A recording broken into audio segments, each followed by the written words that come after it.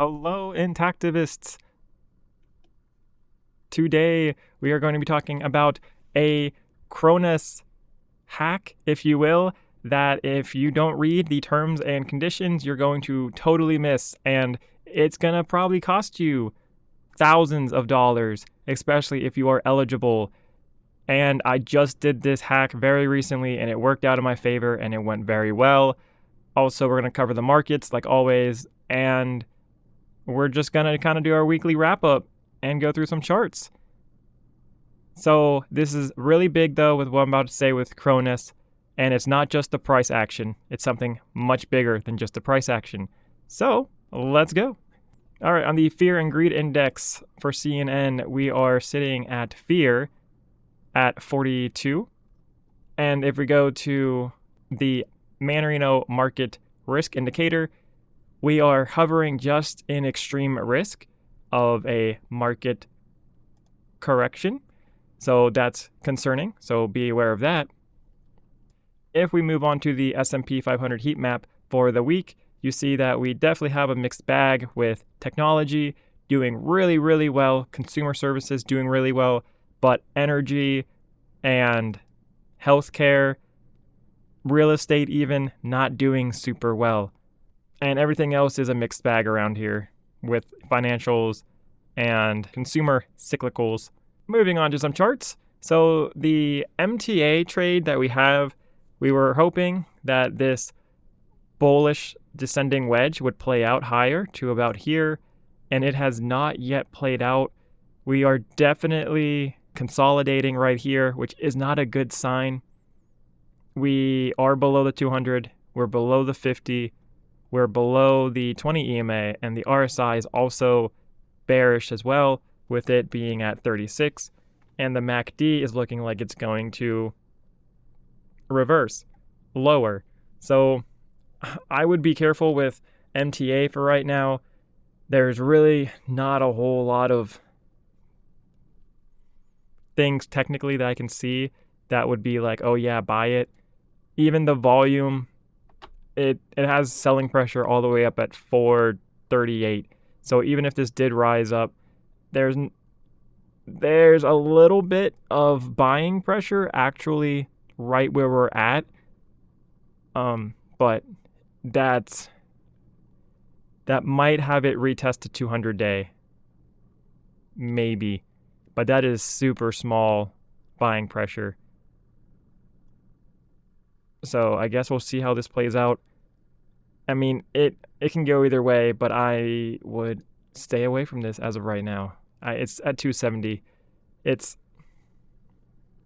one of those things where it's like you can buy it on the low and hope it reverses, but that's just kind of wishful thinking. So I would not go after this one. If you bought here where I was like, hey, go buy here, I would just hold. I think this is a hold and nothing more. Off to Denison Mines, where we were doing really good and I sold right about here. We're consolidating right to where we sold. I would definitely wait until we start hitting the 200-day. It does look like, though, that we could be poised going higher. The RSI looks like it's crossing over, which is bullish. We are above the 50, which is bullish as well. On the MACD, it looks like we might be reversing. But once again, for Denison Mines, I would say to just hold off. If you sold it here, just wait, especially if you want to go ahead and buy lower. And I didn't sell everything. I kept some. So I'm in a position to where I can just hold it. And if it goes higher, great. If it goes lower, I can take all this profit here and just buy it at, $1.29 prices. For SBSW, I definitely think that now, off this bottom rail, this is definitely a buy. Now, the reason why I say that is because we are having higher highs on the RSI right here. And I think that we're going to have a bounce again. And as you see on this railing, we're right on that rail. So I feel like we're going to bounce up. And we are just super oversold Like, this stock used to be all the way up here at $20 plus. Now we're at $4.73. This is definitely a high reward versus risk. I think you might be risking $4.70, but you also might be gaining $16 or $15 if this goes well. And if you look at this triangle pattern here, you can see that if this does play up to the upside, which is looking like it's probably going to, because the RSI is almost oversold, we're going to probably hit this 200-day right at 733, and that's almost a doubling. So I would say that I am bullish on SBSW, especially at these very low prices of 473. Now, with that said, they do have their fair share of problems because this is located in Africa, I do believe. Well, 80% of it, I believe, is in South Africa. I could be wrong about that. So I was told they're trying to diversify when I looked into them. So yeah, but SBSW, relatively cheap, and I think that this is definitely a buy. And yeah, the MACD did reverse, but it's also, the MACD here, it's kind of flatlining. It's really not too much of anything. You can't really make much of this MACD, if you ask me. And gas, which did not particularly do well this week at all. So right here is the best buy box that I have. ExxonMobil is so close to it, right? They are very close to their best buy box. Not yet. Once it hits like 101, definitely. And it can definitely get there. Like if it drops $2.75, I might sell a 104 put, and make quite a bit of money off of that. I do see that it does have a dividend coming up as well. And their dividend is, you have to own it before the 14th, and you'll be getting 95 cents per share. So if you own 100 of it, that would be $95. Also, more reasons to wait on ExxonMobil is that you can see that it's below the 200-day, below the 20 EMA, below the 50 moving average. The RSI isn't looking particularly that good because the purple and the yellow reversed. The MACD also in negative pressure territory as well. So I would say that just wait a little bit, but if you can hit that 101, I would definitely consider that a buying opportunity. Keep in mind, guys, not financial advice. Please do your own due diligence.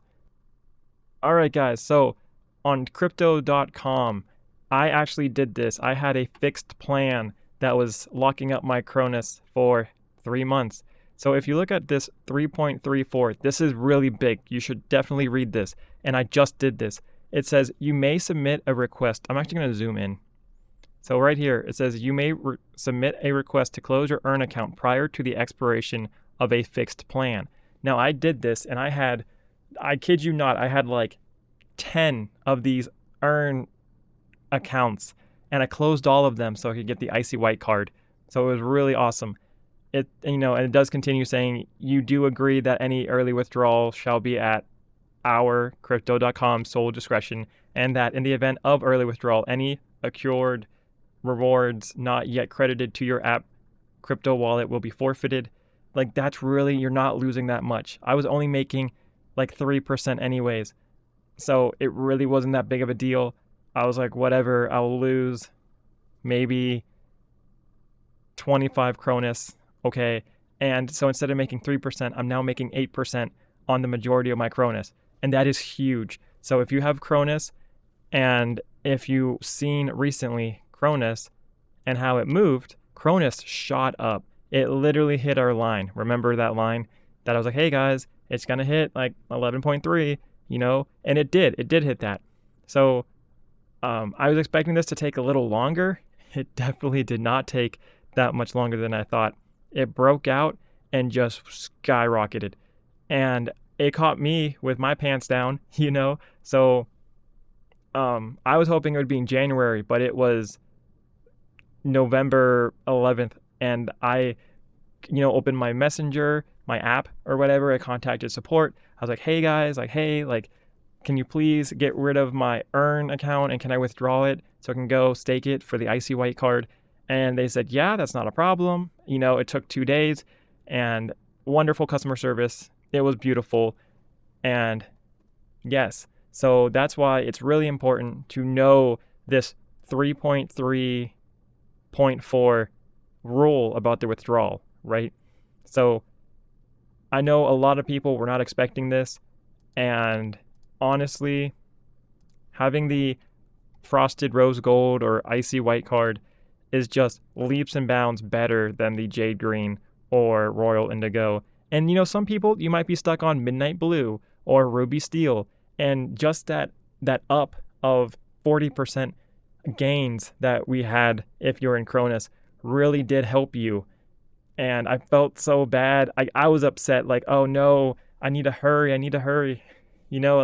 can't believe I have to wait 3 months or 2 months or whatever for my Earn to expire. That's not true. Just contact customer service and you should be okay. That was my real important announcement that I had for you guys. Yes. So anyways, back to your normally scheduled program. All right, yep, sorry guys, your eyes, I know this is bright. So it's not altcoin season yet. Once again, I don't really know if I trust this indicator all that much. It's whatever, honestly, this indicator. But you know what, we use it. It's not altcoin season yet. And once again, I did pretty much cover Cronus already. The reason why I did think it was going to go up to 11 cents is because of the volume of the last video. I showed you guys that we had really big volume spikes right up here. And that's what really helped us get up all the way up here. Of course, all those volume marks are gone now because we did rocket through all of them. So that's why it's important to know your volumes and to know your charting, because if you don't, you'll be caught off guard. And it's not just your RSI, it's not just your MACD, it's not just your 200-day and your 50-day moving average and even your 20. It's also about patterns and about volume. That's why it's important to know all this stuff so you don't get caught off guard. Granted, all this does help guide you and keep discipline. But yeah, we're overbought. We were way overbought up here at 92. And we need to start selling off, which we are. We're probably going to go touch the 20 EMA, if I have to guess, at 8 cents. This is going to rise a little bit more. We are above the 200-day, so we are bullish now. We are bullish on Cronus. Anything above the 200-day, we're bullish, right? That's great. We're also about to have a golden cross here with the 250-day moving average, which just provides more validity that Cronus is going to go higher. But as you can see, the Cronus right now is losing strength on the MACD and the RSI. I would not chase here. I'm just going to hold. I've staked my Cronus. I'm making 8% now on them. I'm quite happy with that. And yeah. All right, guys, that's all what I have for today. Thank you for watching. If you have any questions, comments, or concerns, please let me know in the comment section down below. Thank you for watching. Bye.